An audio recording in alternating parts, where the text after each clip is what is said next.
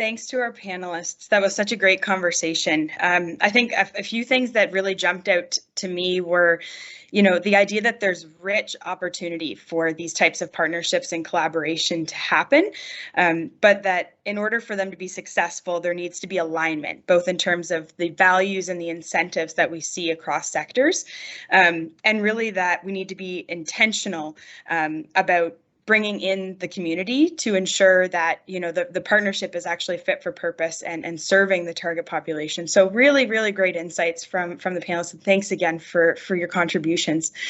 So it's time to launch our first case study, a video that tells the story of the research that Yvonne spoke about in her remarks. And it was a public-private partnership pilot that was conducted in Mozambique. Let's take a look now.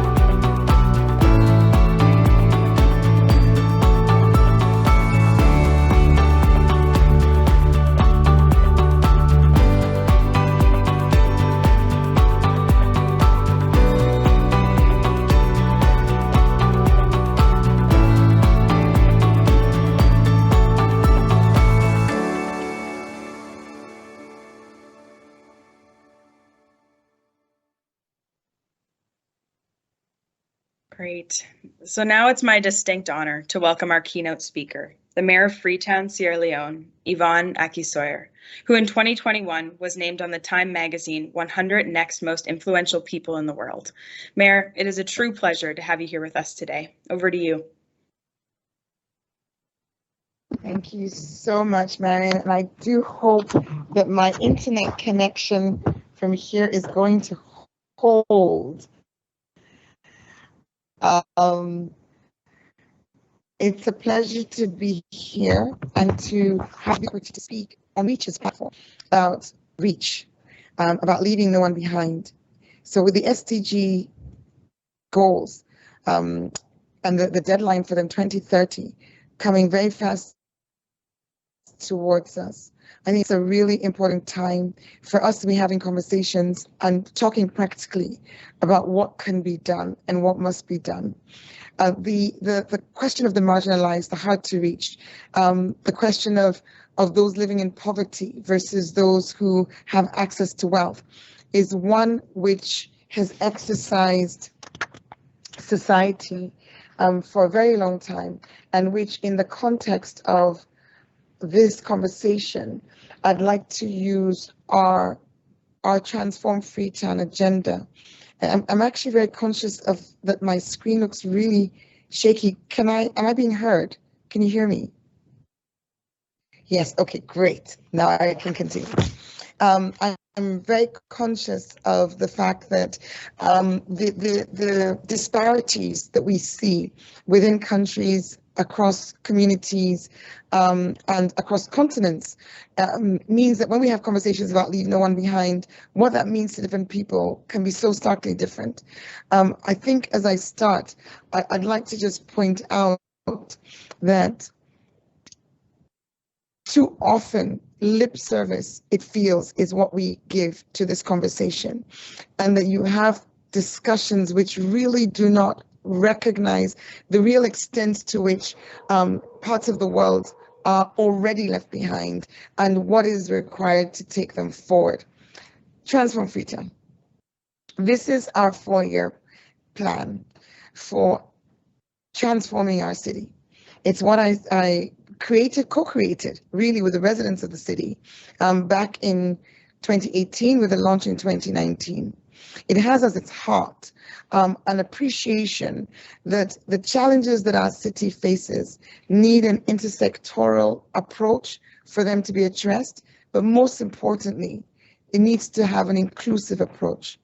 We recognize that 35% of our residents live in informal settlements, which already mean that they're not only hard to reach in terms of their poverty level, but they're hard to reach because they physically have difficulty accessing sanitation, health facilities, education, and ultimately that means they have difficulty accessing the limited opportunities for employment, investment, and personal growth and mobility. So Transform Freetown takes a look at the city through 4 clusters: resilience, human development, healthy city, and urban mobility. And just by looking at those clusters, by the names of the clusters, you can see that there's reach in all of them. Urban mobility is about getting around the city. We have particularly those informal settlements, but swathes of our population who physically don't have access to transport. We have a low capacity transport model. There's no public transport. So in urban mobility, one of our big interventions is the introduction of a cable car system, which will connect people living in the mountains down to the main town and to the main city center, and not only make physical reach possible, but also increase reach to economic productivity by virtue of the fact that the system will mean that journey times from one end of the city to another will reduce from 2.5 hours to 20 minutes. That's what we mean by leaving no one behind. The other cluster, and then this, I'm just really touching on this, another cluster, the cluster we start with, resilience. Resilience is about us protecting our environment. And by protecting our environment, we're protecting our residents. Because the most vulnerable are those who also are living in the most hazardous and disaster-prone areas. So we're planting 1 million trees, which will reduce the landslide, mudslide, flooding risks in the city. And in planting 1 million trees, we're not just planting them, we're growing them. And that will provide, and is providing already, green jobs to some of those people in the most vulnerable communities. And it's not just jobs for today, through monitoring and using our tree tracker app to be paid for the monitoring and the growth of the trees, but it's also because the choice of the trees include economic trees, which means that they're going to have an opportunity to have harvest and economic yield. Just giving a sense of how it is that inclusivity can be built into a program at the city level.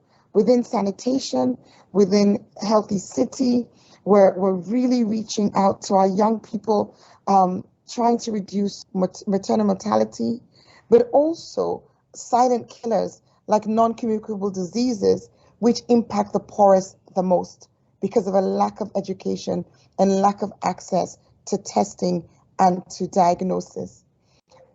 In our human capital development cluster, we're working on education just finished this morning a session on supporting our leaders in schools and giving you a snapshot of how in one city, in our city, we've sought to make leaving no one behind and really reaching the marginalized practical by having the marginalized at the table. Among our partners in this inclusive approach to city growth and development, a key partner is the Slum Dwellers Association. From resilience to human development to healthy city to urban mobility, we work with them because if you're leaving no one behind, you've got to ensure that, as their slogan goes, or one of this, actually this is a slogan of the Ebola survivors, he who feels it knows it. So for those who we're seeking to reach, we must also be working with them in order to craft, design, implement and monitor programs which are practical in making that reach. But there's so many challenges that range from access to finance, which many city leaders in low-income countries face. I'm sure city leaders in high-income face them as well, but it's all a question of perspective and relativity. The challenges move beyond access to finance to the realities of climate change that we are experiencing today. We're not standing still as we seek to go forward. There are so many factors which are coming at us, from rural urban migration as crops fail in the rural parts of the country because of climate change that we did not contribute to, but climate change that we now have to deal with the consequences of. So that climate change is coupled in many instances with challenges with political mandates and access to not resources simply because of the financial constraints, but also because of mandates such as not being in charge of urban planning, not being in charge of building permits, which can compound and make service delivery more difficult. But I sit here today very, very conscious that what we are seeking to do aligns with what the REACH Alliance has prioritized. Leave no one behind. But to do that, there has to be a wholesale and whole-scale realignment and refocus, perhaps I would argue, on the challenges that city leaders face in order for us to be more effective at this decentralized level. We're close to the people, and if you're leaving no one behind, we're a very good place to start. So let's ensure that city leaders are part of that conversation, have the access to the resources, and that the conversations also recognize the vast disparities between cities, residents, countries, and all that comes with them. Marginalization, poverty are global phenomena, but within the context of low-income countries, it takes on a different dimension. And our conversations need to recognize that more must be done to ensure that this concept is not just a concept and a nice thing to say, but something which is given practical legs so that it can be really truly implemented. So with these few remarks, I'd like to ask that Maren comes back on, and over to you, Maren, for you to take this forward. Thanks so much, Mayor. Such an honor again to have you here, and thank you for those important remarks. We're really excited now to bring you an exclusive reaching conversation. So joining the mayor, we have Alexandra Lambropoulos, Reach Alliance researcher here at the University of Toronto and the host of an amazing podcast, Ermin Limitrof, a podcast exploring the various initiatives happening in cities across the African continent to creatively solve problems and build better cities overall. You can see the link in the chat if you're interested in checking out more. Alex, really looking forward to the questions that you've prepared, and over to you. Hi, first of all, thank you, Mayor Aki Sawyerr, for such riveting opening remarks, and I'm really pleased to meet you and to get our conversation started. And so one thing that really stuck out for me from what you were saying before is, he who feels it knows it. And so my first question is really talking about communities. And what I find really interesting about the various initiatives that Freetown implements is that they are very community oriented, and they create opportunities for the local citizens to engage in each of the citywide projects, such as by being tree stewards as part of your hashtag Freetown, the Treetown project, which I love the name, by the way, but also in participating in the Clean Zone competition, which is all about encouraging cleaner and healthier city environments. And so given your experience, what do you recommend that other cities should do to ensure that they are meaningfully engaging with their communities when tackling climate change? And why is having a community-oriented approach to tackling climate change so important for resilience and for sustainable development? So I've got to say that given that I actually am in a number of city networks, I want to acknowledge the great work that many cities are doing. I mean, mayors are my heroes in so many parts of the world, particularly in low income, low resource countries, but not just exclusively there, because challenges can be different, but they're still real. And many mayors in other countries, higher income countries, also face significant challenges that they're tackling, whether it's dealing with big business, whether it's dealing with central governments who don't, as in the Trump era, who don't believe in climate change. These are all challenges. But I think one thing that is I see consistently is that success with tackling challenges at a city level can only come if the people in the city are at the heart of what you do. So we work through, I would say, two main platforms. We work through the council structure. So I'm an elected official, which isn't always the case with mayors on the African continent in particular. Sometimes they are appointees, but we are elected in our own political framework. And we have ward councillors, which if you're in the US, I think they're called districts, but we have wards and they're elected councillors. So a major sort of platform for engaging with community is working through those ward councillors. And I'll give you a practical example. With the economic slowdown that we're experiencing globally, with COVID, post-COVID, Ukraine, and in our case, I would say some challenges with the way our government has actually been managing our macroeconomic situation, we saw a huge drop in property rate collection. And we can only function and deliver services through that. So this morning, we've just had a meeting, an emergency meeting with all the councillors, and we've talked about, we looked at the data.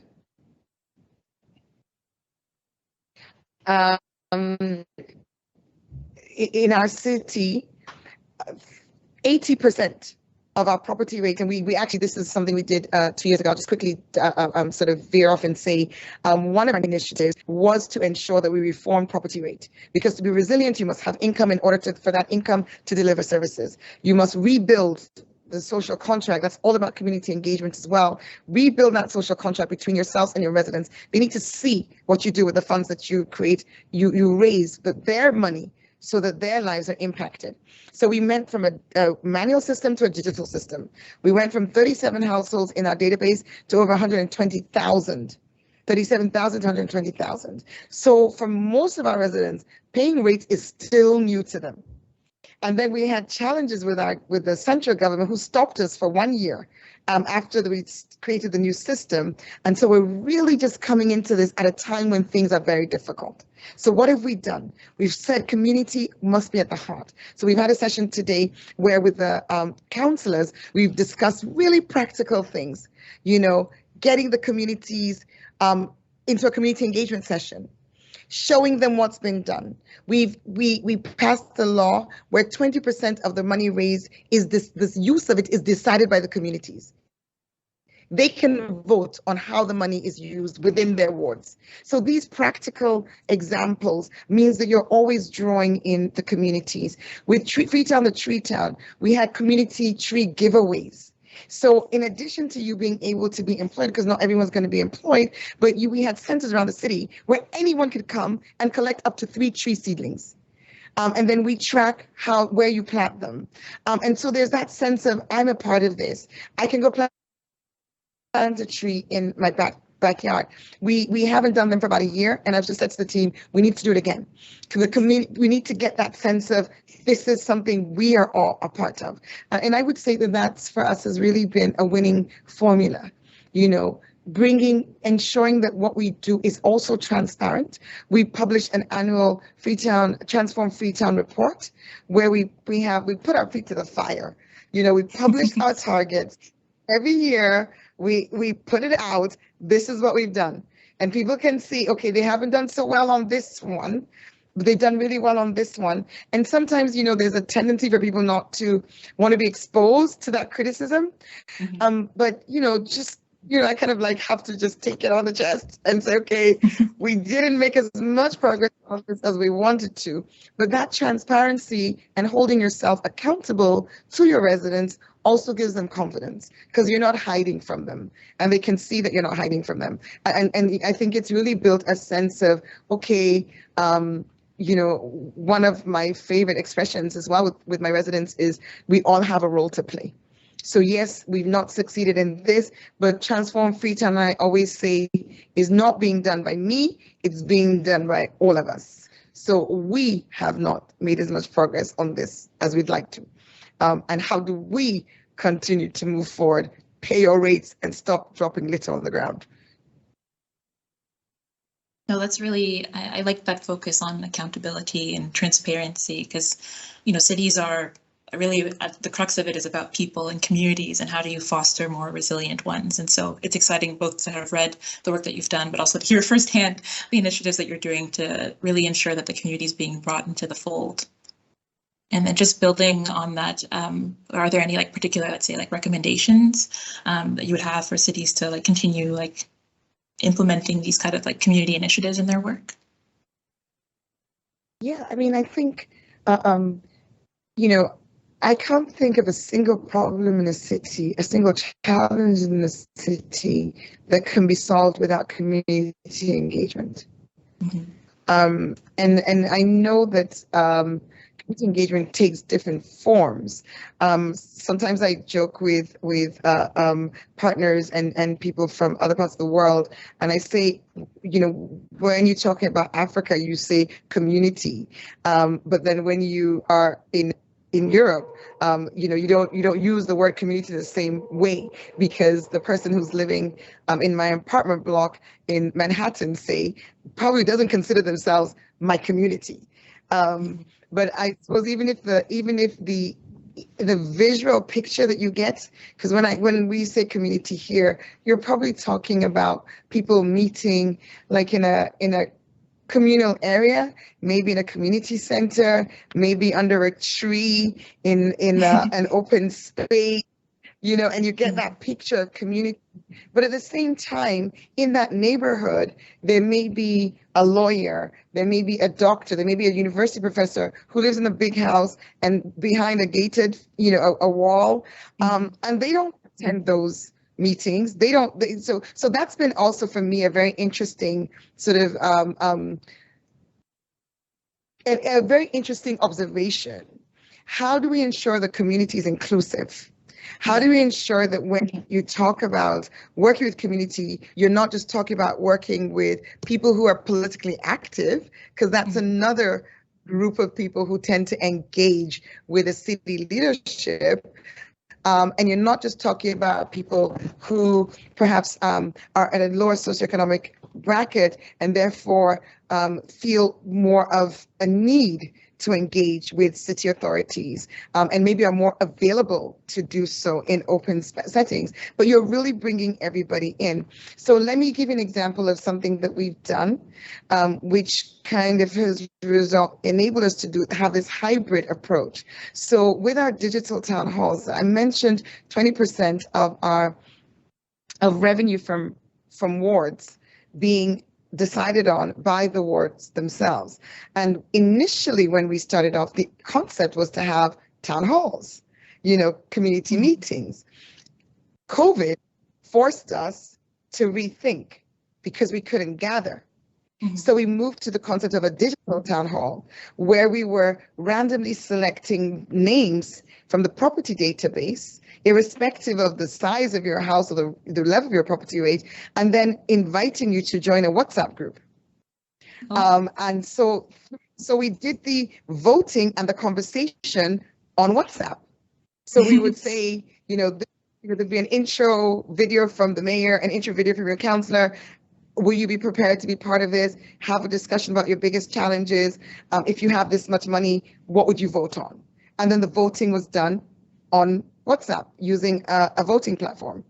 And that meant that people who wouldn't necessarily come to a community meeting were able to participate. So through that COVID experience, we actually sort of have created more of an inclusive approach to engaging more members of the community across sort of different strata of our residents. So that was an interesting, and I would say, and I think, again, because I speak to so many city leaders, I know that so many cities have experienced innovations that were driven by COVID as they sought to address challenges and to reach out to their residents. Yeah, it's interesting to hear how you've really leveraged all these different technologies to, make these processes more participatory and more inclusive. And then on that note, given that we were at the Reach Symposium, and then all these fascinating projects that bring us here are like conducted by youth, and the product of like our curiosity about the world and how we can do things better. It's often said that the next generation of young leaders are agents of change and are valuable contributors to climate action. So why do you think that this is true and critical not only for climate action, but for achieving the SDGs? And how have young leaders played a role in the city of Freetown's success? Right. So it's critical because you guys are going to be here and we're not. Yeah. So, this is the world that you are taking over. And I'm so sorry that it's such a mess as a made of it. So we really are looking to you, not handing it over to you and saying, off you go, fix it, playing our role in fighting the decline and, those elements who still want to pretend or don't look up. I don't know if you've seen the movie, who just don't want to look up and recognize what is happening. So yes, I think on a practical level, I've got 2 kids, one's 25, one's 22. They've got the next 50 years ahead of them.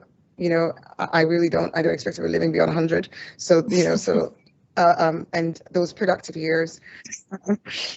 And in terms of what young people at the heart, I mean, my mayor's living unit, I'm definitely the oldest person on my team by a long way. And I'm surrounded by young people in my office, in my sort of in my delivery team, because I've got the administration that I inherited, the staff that are here, who tend to be more my age bracket, because I didn't hire them. But the ones who are on we have easily, sort of an average age of below 30.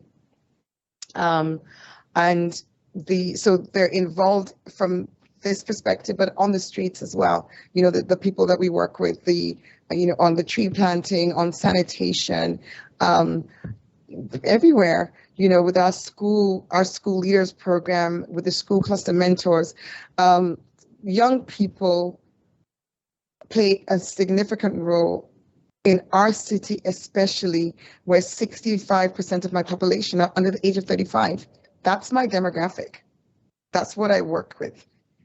So yeah, they are both those who we work with from the perspective of our beneficiaries and our residents, biggest constituents, but also in terms of team. Yeah, it's nice to hear that throughout the different levels of different programs that are going on in the city, that youth have a role to play in it, and both in the city overall, but just in helping you achieve your long-term goals. So that's exciting to hear. And so, I mean, we're talking about cities and you're talking about like the SDGs in general, but personally, my background is in urban planning, and something that you touched on was that like the pandemic really kind of opened our eyes to the different ways that, well, it made us all realize that cities have this unique role in the world stage that could really shape, you know, how regions and societies grow. And so when it comes to SDGs, you know, nation states are the like signatories for SDGs, but yet cities are often responsible and accountable for implementing these changes and actions. And so in your opinion, what makes cities uniquely positioned to drive change and advance the achievement of SDGs? So I would say that just picking up from what you said, just, you know, engines of growth, you know, clusters of economic activity, they attract all sorts of skills and competencies. So they certainly have the potential, but we can also be in situations like in our city where there are limitations. You mentioned urban planning.